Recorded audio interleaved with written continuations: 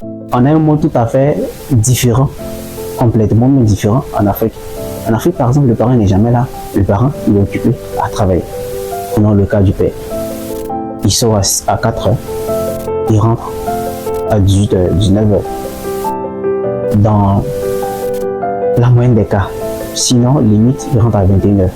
Avec les embouteillages, avec le boulot qui se retrouve, de l'autre bout de la ville, tout ça. Voilà, il rentre à 21 h. À 21 h, il dort. Et en Afrique, les parents ne savent même pas ce qui se passe dans l'école de leurs enfants. Ouais. Le parent, il ne sait même pas si son enfant a une mauvaise note cette semaine. Il ne sait même pas si son enfant a été agressé ou bien si son enfant a été harcelé à l'école.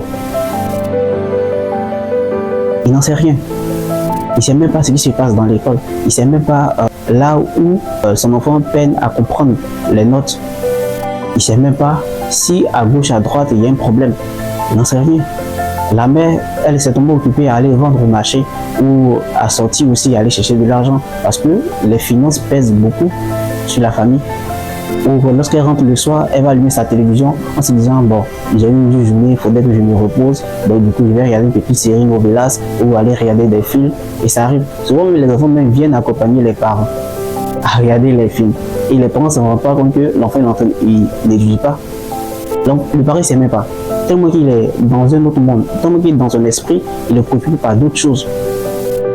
Donc les parents ne sont pas présents. Rares sont les parents qui sont présents en Afrique.